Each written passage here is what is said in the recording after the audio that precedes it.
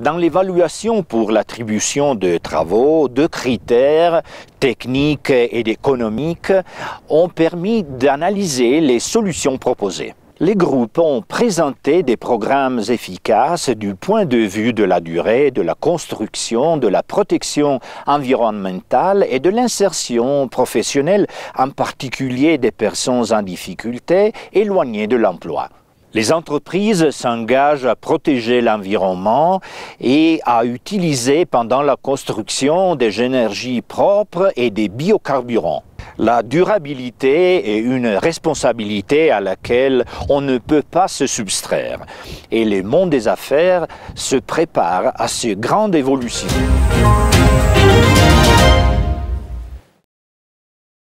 L'engagement en faveur de la transition écologique fait désormais partie intégrante de l'action commune des entreprises et des associations d'entreprises dans toute l'Europe, même en France et en Italie, surtout dans cette phase délicate de reprise économique où tous les aspects liés à la protection de l'environnement doivent être pris en compte.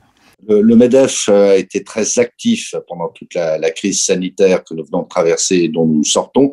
Il a été très actif, je tiens à le souligner, en étroite collaboration avec nos homologues de la Cofin Industria, dont on est très proche et dont on partage en toute chose les analyses et les propositions. Ce n'est pas une voie facile à emprunter car elle implique de combiner des réformes efficaces, des investissements et une coopération totale entre les décideurs publics et privés.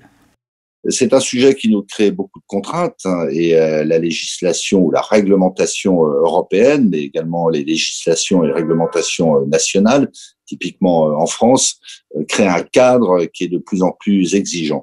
Mais le MEDEF ne perçoit pas les choses de ce point de vue. Il faut positiver cette situation, il faut positiver ces enjeux.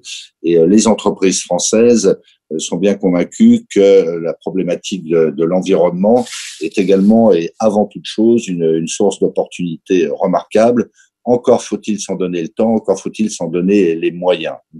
De ce point de vue, les enjeux de calendrier, les enjeux de financement de cette transition écologique sont évidemment extrêmement sensibles pour les entreprises au sortir de la crise sanitaire.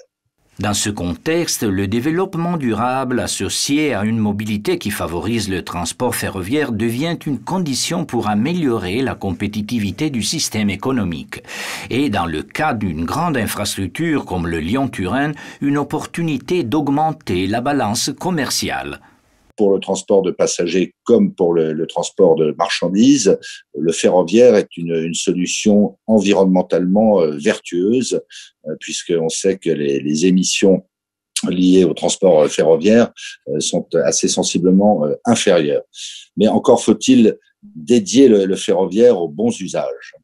Alors, de ce point de vue, il faut que les gouvernements accompagnent le mouvement pour que le transport multimodal soit le plus efficace possible. Il y a une contrainte environnementale, bien sûr, mais il y a aussi une contrainte d'efficacité opérationnelle et d'efficacité des entreprises et de l'économie d'une manière générale. La France est le deuxième fournisseur de l'Italie, l'Italie est le deuxième fournisseur de la France. On traite annuellement des volumes et des montants absolument considérables et toutes les expériences historiques démontrent que les infrastructures, en l'occurrence les infrastructures ferroviaires, sont de nature à consolider et à développer les échanges.